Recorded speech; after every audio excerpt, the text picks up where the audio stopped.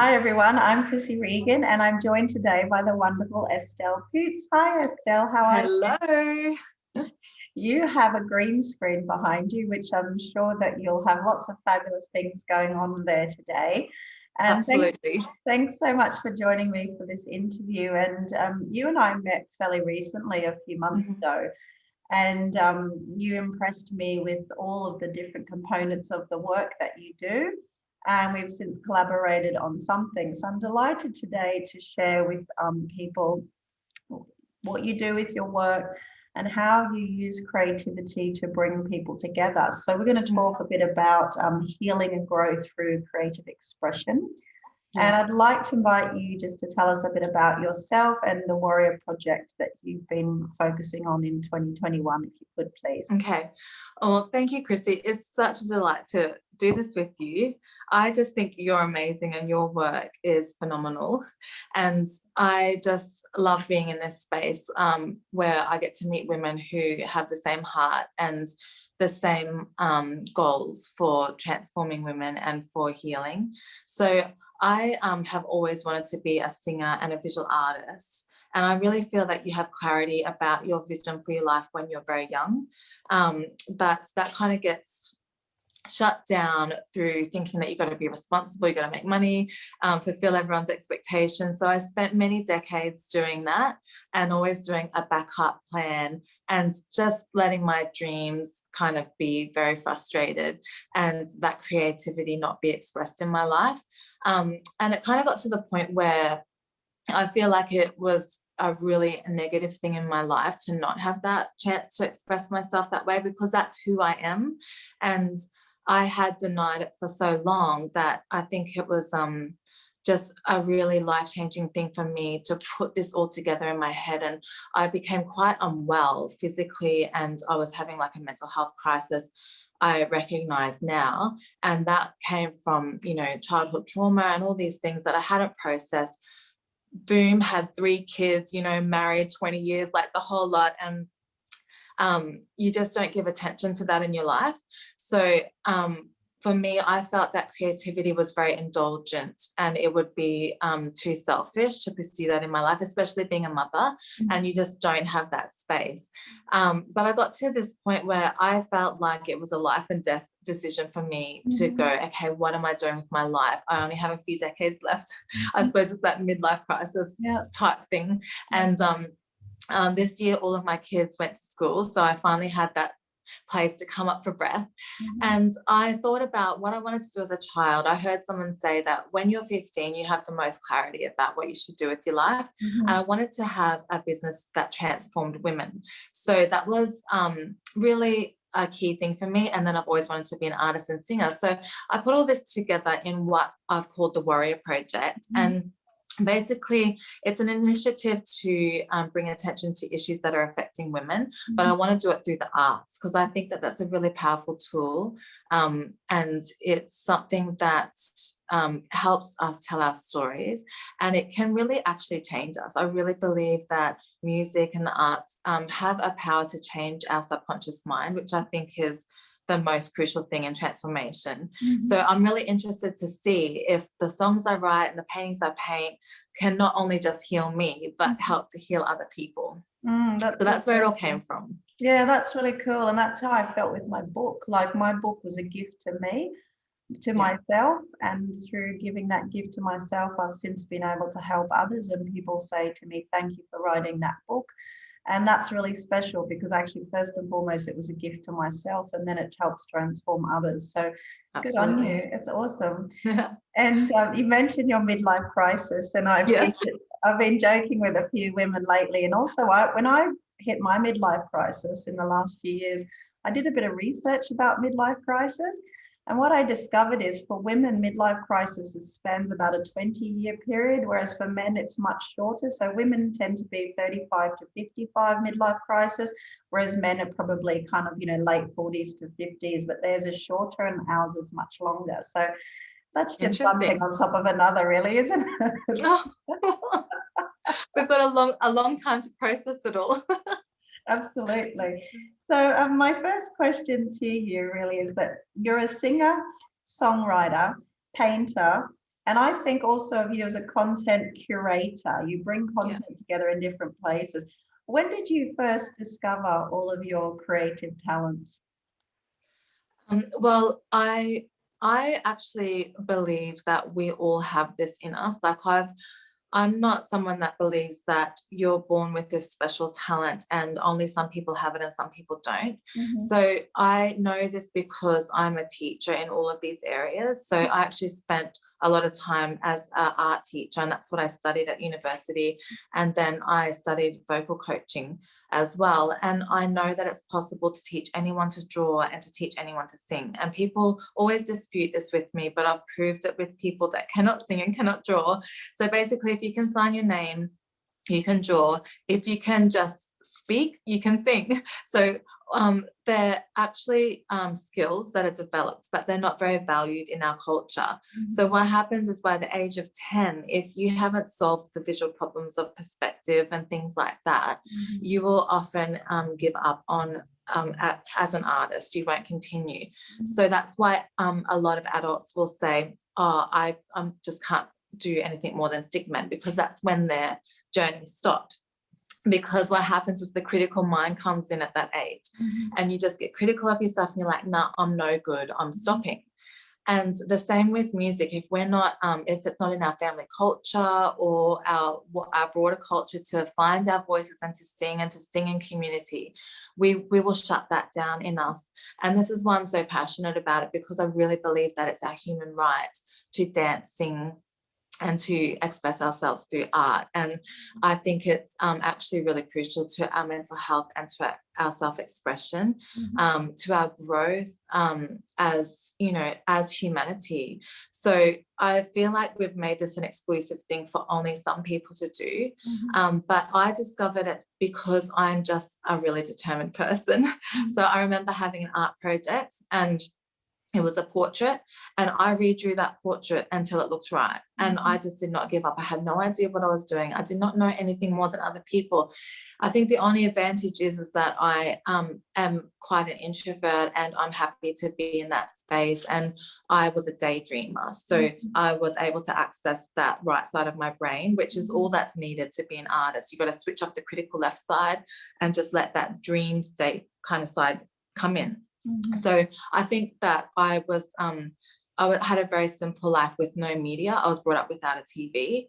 So I was given that space to create and to express myself that way. So same with singing. I just had this drive just to learn it. And I traveled the world to learn how to sing. And I only came across it as an adult. And I have had to develop my voice just through really hard work. So I believe anyone can do it. That's awesome. You must have watched some of my interviews where I talk about I can only draw stickmen. Yeah. And I'm terrible at singing. But I have always, like you said, I didn't have TV and stuff as a kid, but I used to make up poems and songs on my swing in the garden. And that's, you know, from the age of 4 to 10, that's what I would do to entertain myself. So, and that is what has come through in terms of my creativity later on in life. So yes, I'm not boredom is very important to creativity. When my kids say they're bored, I'm like, great, that's excellent. That's where you need to be. Yeah, let's foster boredom. I'm all for boredom. And then do you find the creative process emotional for yourself?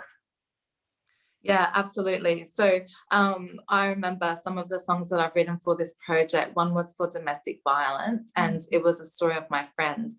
And I literally cried for 3 days while I was writing that song. And my latest song, Warrior, which is about my own story of overcoming childhood sexual abuse, that is incredibly emotional. Like I could not even imagine singing that song to even my own husband or anyone to start with. And this is why I think it's so powerful, because it's something that starts out very internal and in a very safe place. And then eventually you get the strength to start sharing it.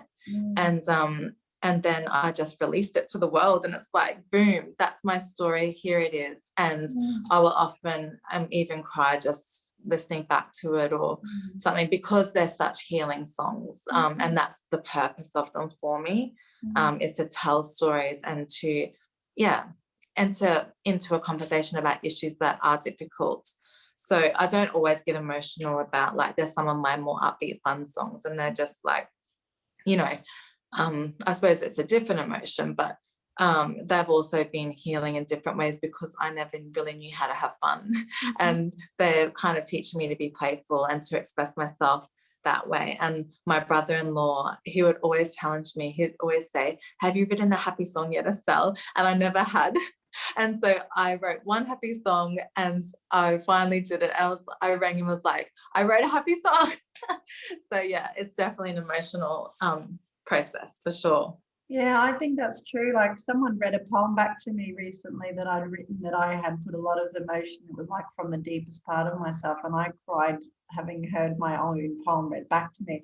You know, the process of writing my book was immensely emotional process. Yes. It still is sometimes, you know. So yes. Even just listening to you talk, I feel like crying now because I understand exactly what you mean when you say that, and you know that you somehow find the bravery to share the story that you can't put into normal conversation. That's right. Yeah.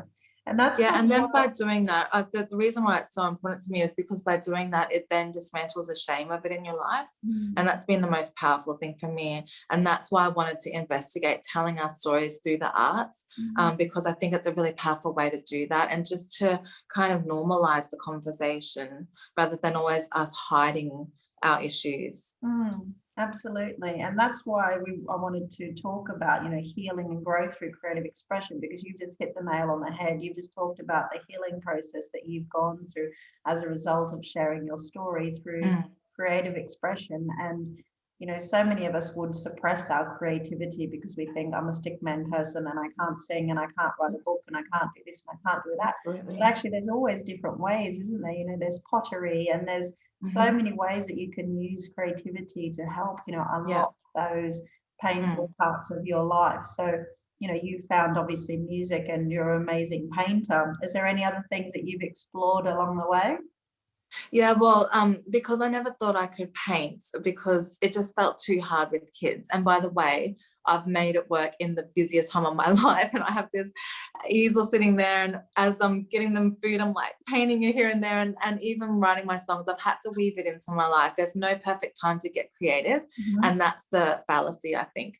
So that's been life-changing for me. But because I couldn't do these other things, I realize now, looking back, I got really consumed with cooking and things like that. So I went through this phase where I was a Thermomix person, you know, the Thermomix, and I've sold enough Thermomixes to get myself one.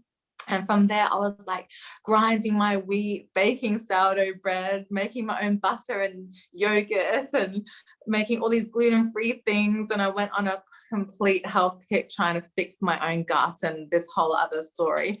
So that was so time consuming, and I just can't imagine how I could fit it in now. But that was kind of like my life-saving thing. And at the same time, I'd listen to lots of self-help type stuff.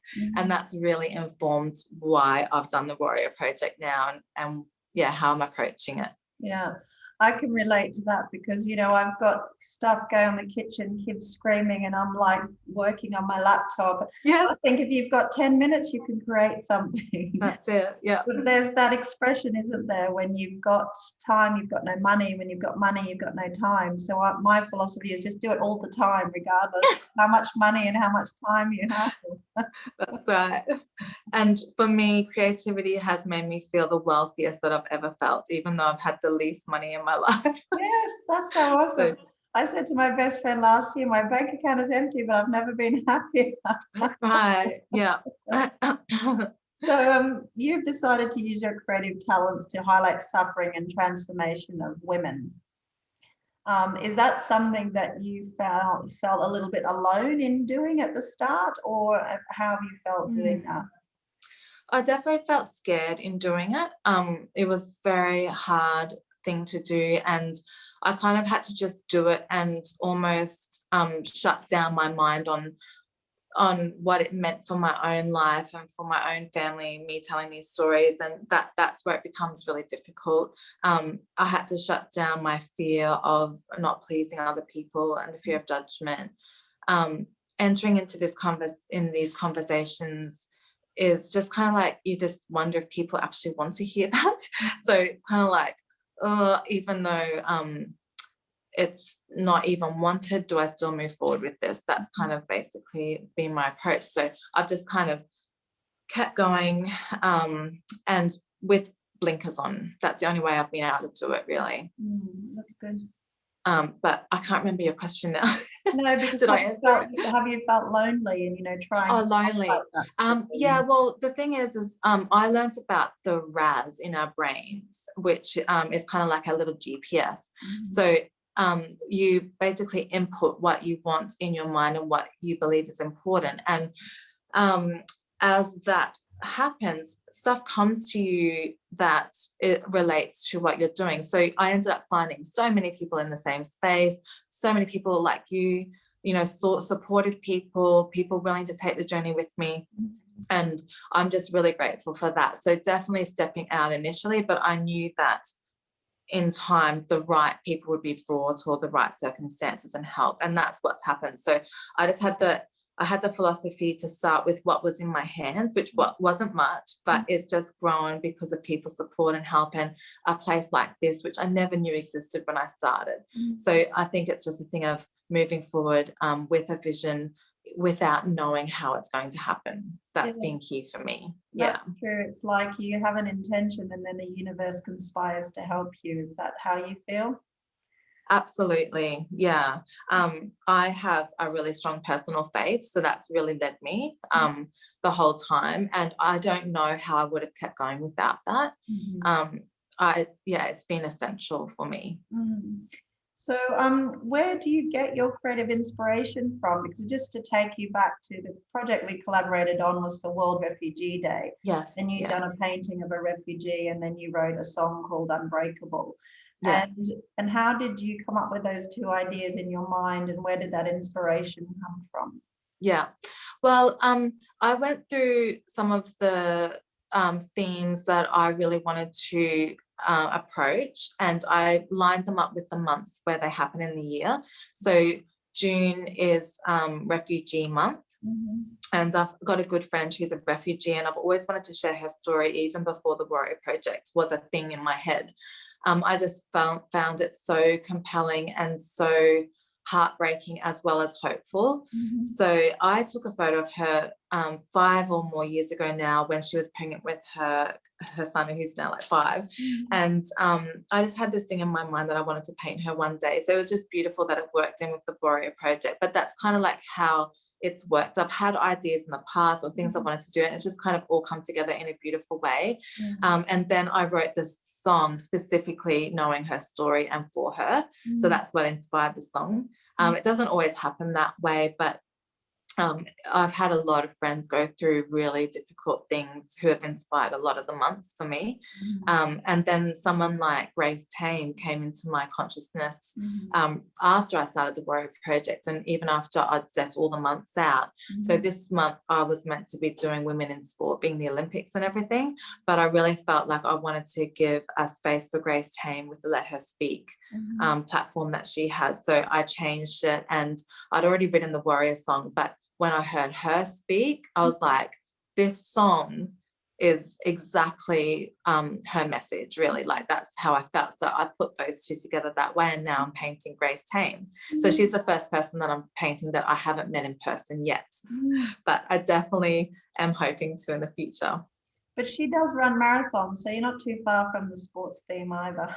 Well, that's right. I was going to try do both, but I've just been overwhelmed and wasn't able to hardly do the Let Her Speak one, much less 2. So we'll have to do the sports one down the track.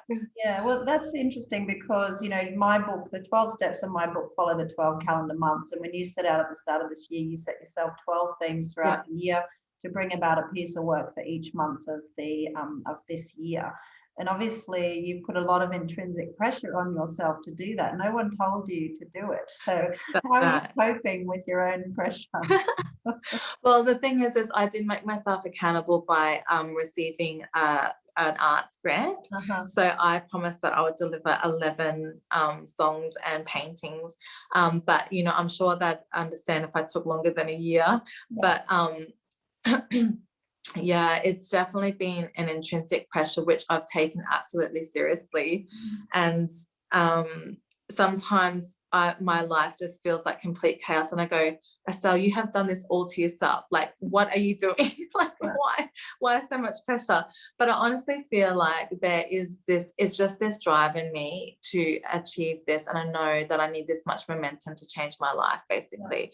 Like to catch up on 20 years of frustrated goals, especially being like a woman in your 40s. You just don't feel like you've got much time. So I'm like, boom, I'm just giving it my all. Yeah. And if this doesn't move, nothing will, basically. Well, I think that's amazing, you know, and on the weekend I went to a book signing of a lady who had her first book published at 47. And she's Amazing. now 72 and she's had like 40 books published. Wow. And I think to myself, well, I'm 40. I had my first book published when I was 43. Yeah. And I would love to have 40 books, but or 20 books or whatever. But equally, like for women in their 40s, it's the new beginning. And It many women is. I aspire to emulate, they're in their 50s, 60s, and 70s. So I just Absolutely. think this is a fresh start. And obviously, you've given yourself a fresh start. Yeah, absolutely. And I kind of feel like I'm setting myself up in this decade for the rest of my life, for my Yeah, 50s and 60s. Yeah. life sister already. I believe that as well. So that's really Yeah. cool. And that was really a good question, because do you think women now have a platform to be more open with each other about suffering and to not be held back by shame or silence, which can also Yeah. expedite that journey? Yeah, absolutely. And I feel that Grace Tame has been really important in opening up that conversation nationally. And in her words, she said, we're in a place of mass disclosure right now. So it's kind of like where the culture is like, yeah, we are fed up. We've had enough. We are not keeping our silence and our secrets any longer. And I think it's a matter of now moving from that place, which is, it's kind of like bursting a boil. And now we need to move forward and work out how we can heal and restore. And that's what I'm interested in. That's really cool. You mentioned the word accountability in the last conversation, and that's a really important word for me. Like, accountability is one of my core values. So even if you have that intrinsic pressure or you set yourself a goal, you hold yourself accountable for that. But is it something that has always been like really important to you as a value as well, accountability? And now you're recognizing that if you don't honor accountability, you're not honoring yourself? Yeah, well, I've always been very self-motivated and driven. So it's not necessary for me. It's actually more necessary for me to justify what I'm doing to other people in my life. It's like, look, I've got this money. I need to fulfill this grant that I've received. This is justified. This isn't just me going on, a rant. So that's probably why it was more important for me, is because I feel that I'm doing things that aren't always understood by other people, and the value of it is never monetary. And it's just important to have those aspects of accountability there. I think it does help as well. And I think I do just do it naturally. I make myself accountable in a third party way. I just have tended to do that, I think, as extra kick up the butt kind of thing. So I have no excuses. And do you feel now, obviously you've got 3 children, that what you're doing now, you feel that you are giving the best of yourself and you're role modeling who you truly are to your kids? Yeah, absolutely. And that's what's kept me going, even though it's so time consuming, and people could think that I'm probably, they could see that you're not giving everything to your family. Like, this is always the conflict when you're trying to do entrepreneurial things or creative things or working mothers. It's just that conflict. And I've come to a place of peace in myself, where I feel that if I can pursue my dreams and goals and show them what it takes to do that, and they see how hard I work, I feel like it's going to release them into them being able to chase their dreams and goals in life, and knowing that they can do anything. And at the same time, it's been such a healing journey for me that I feel that I become a better mother and wife because of the journey. And because I'm so self-fulfilled, I'm not relying on anyone else to meet my needs. And that's been a shift, but it's also really liberating. And I think that you know, your children's lives go so quickly, and we're left for decades alone. And if all we have invested in is just being a mum to our kids, I feel like sometimes we're left like with like, who are we, and what is our purpose, and what's our vision for our life. So, and I think it releases your children as well to know that, yeah, my mum's happy. She doesn't need me to fulfill any of her needs. That's my theory anyway. Yeah, no, we'll see how it works out because they're still young. So, yeah, you know, obviously I don't have everything right and sorted, and I need to definitely balance more time with the kids and the family as well. So I haven't quite got that right yet. Yeah, I think it's a practice, but honoring yourself as well as what you feel that you want to be, how you want to show up for your family. But it's that sense of self, isn't it? And yesterday I took my 3-year-old around to some shops that stock my book, and we were topping up stock because the shops had said, Chrissy, we need more books. And so I said to my 3-year-old, you're my little helper today. Come on, we need to go and help mummy. So every shop we went into, she said, I'm mummy's helper. That's amazing. Isn't that great? She must be so proud of you. And she walked into the shops and she sees my book. She goes, Mummy, look, your book. That's awesome. That just speaks so much to her in her life. Like she's so released to dream her dreams, isn't she? Yeah, I feel that, you know, I can role model my dreams and they can emulate that as much or as little as they want to. And she almost made me buy her a copy of my book in a bookshop the other week. I went, no, darling, we've got enough of those at home. I'm buying you that book. That's from your koala book. That mass disclosure point you said, you know, I think it's been brewing and building for a long time. I think, you know, I've said before, around the corner or next to us is someone just like me. Every third or fourth person is someone who's suffered the same traumas and abuse that you have. And so it's just now really about helping people feel comfortable in their skin, helping people to feel valued and important and worthy, regardless of their upbringing or their background or what they contribute and achieve. And I feel that if we can do that and we can treat people with kindness and compassion and just a knowledge and understanding that my judgments of me and my judgments of you should not hold each other back, and we just need to try and stop those judgy thoughts. And if we walk into a room and blast people with love and compassion, then they're going to be feeling lifted up and elevated. And that's really what I think of day to day. So and I think it's been really important to have women that we look up to tell their stories, because I think that having someone like Grace Tame in that space, like, it's someone that I feel all young women could aspire to be like. And they can be like, well, this has happened to her, it's happened to me, it doesn't mean that I'm going to be held back in any way. And it's someone that I look up to. So I feel that's an important aspect of it. Yeah, that's really cool. Thank you. So for women who may say, I'm not creative, what is your advice to them? Well, if you ever just go into a daydream state, like when you're driving or running or anything like that, that's when you're in the right side of your brain. And that's the part of your brain that is creative. It just is. It sees things as they are. So the left brain, it works in symbols. So it will look at a chair and it'll be like, that chair has got a seat and 4 legs on it, and that means it's a chair. And so that we can recognize life instantly, and we're not looking at every single detail, and our brains would just be overloaded. But the right side of the brain, it sees every little grain of wood in that chair, and it sees the shade and the way that it looks 3-dimensional. It looks at the perspectives and the angles and all of that. And there's definite techniques and ways to access the right side of your brain. Would you be interested in me sharing any, or is that too much information? Okay.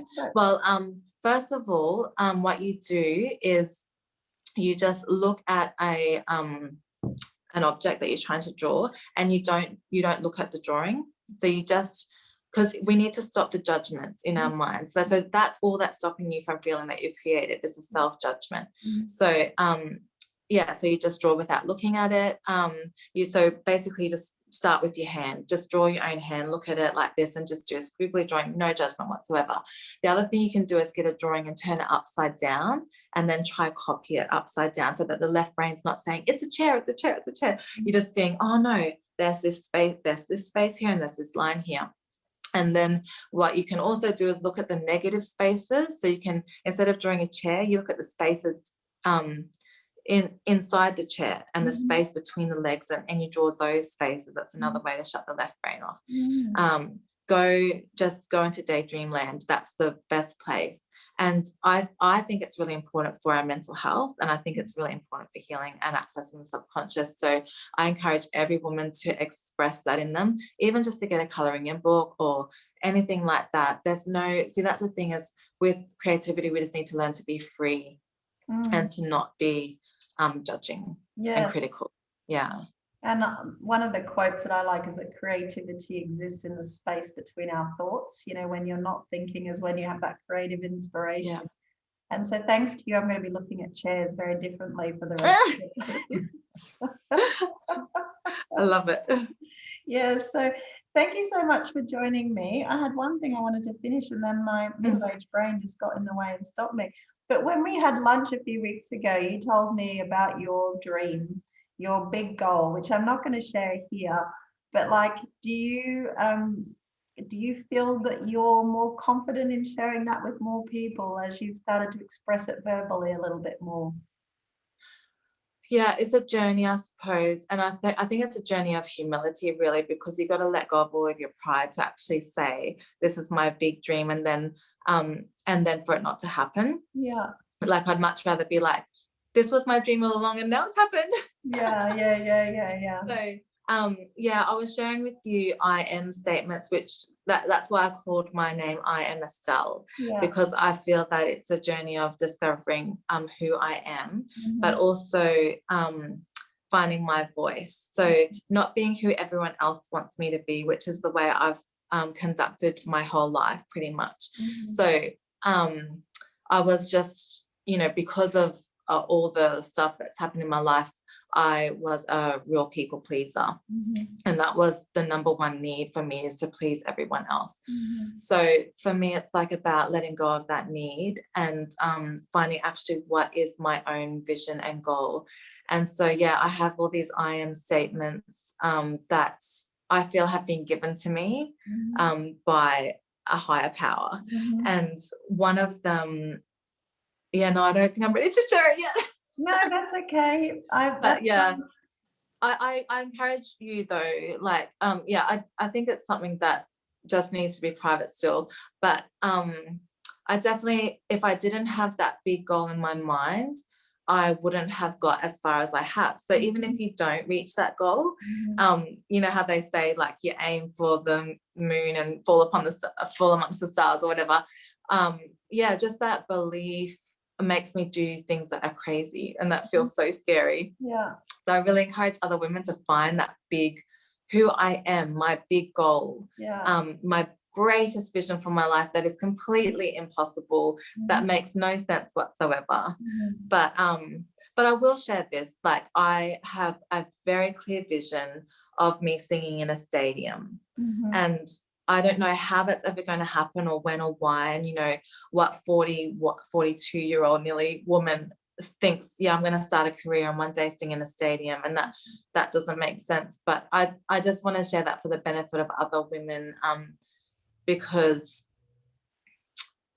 we need these impossible goals and visions for our lives. And there's a proverb that I've always held dear, which says that people will perish for a lack of vision. And I think that that's what is lacking, especially, perhaps in our younger generation. As I'm starting to connect through teaching again with them, I've really been impressed by how we need a vision and how crucial that is. So I am statements. Go find what the greatest vision for you is. Well, I'm already a super fan. I can't wait to see you in the stadium. You know that I'm rooting for your big goal as well as all of your small goals. But it is uncomfortable to share that big vision. I think I've only shared my, you know, vision with a few people as well, but it is, you know, driving me. And each time I get a little knockback or rejection for something that I want, I tell myself this was not the right thing for me. Something else is around the corner. Rejection is God's protection. And Yes. my moment is ready, it's coming, you know, and I just keep saying that to myself, you know, like I didn't get a finalist for a literary award I was nominated in, but you know, I think and I was really disappointed. But I had to say to myself, well, Chrissy, it's not your right time yet. It doesn't mean to say I need to give Exactly. up. It just wasn't my time. So I can Exactly. be okay about it, you know? Yes. And I was in Australian Idol back in 2006. And I actually was a finalist with Jessica Mauboy and Regan Derry in a group of 3. And I really grieved that because I felt that that was my last opportunity in life to pursue my singing. And I was 26 and I was like, if this doesn't happen now, that's it for me. And I just only tell that story to encourage other people that, you know, I'm starting again decades later and it isn't ever too late. Yeah. That vision is given to you for a reason. Yeah. But you wouldn't have learned all the skills you now have if you'd No. have done that then, you know? That's right. And I really pursued, like I heard Jessica singing, I was like, whoa, I really need to work on my technique here. Yeah. And I went then traveling to America for years, studying with teachers over there and pursuing techniques so that I could do it, like I could feel confident. Yeah. Yeah. So I just applied for The Voice and realized that I applied for the wrong one, for the wrong season. Oh, So but it's all good. And they actually got back to me. I haven't shared this with anyone, so I don't know why I'm sharing this. I was like not going to tell anyone, but exclusive. anyway, they just got back to me and said, you know, we really like what we saw, but you've applied for the wrong one. Oh, Can you reapply for the correct one, please? So I don't know when that one is. It must be next year's one, or I don't know. But we'll see what happens. I haven't done that yet, but just I'm only telling you in the context of like that was a dream so long ago, and now I'm like, yeah, okay, I'm ready. I'll do it again. yeah, absolutely. So, Absolutely. yeah. Good on you. Thank you so much for joining me. I'll put all the links to your work at the end of the interview. And thanks for, you know, sharing a bit of backstage stuff with me today on my live. Yes. And I'm so grateful that we got to know each other, and Yeah, I'm same. hoping that we can work together in the future as well. Thank you. Absolutely. Thank you, Chrissy. Thanks, Estelle. Have a good day. Bye. You too. See ya.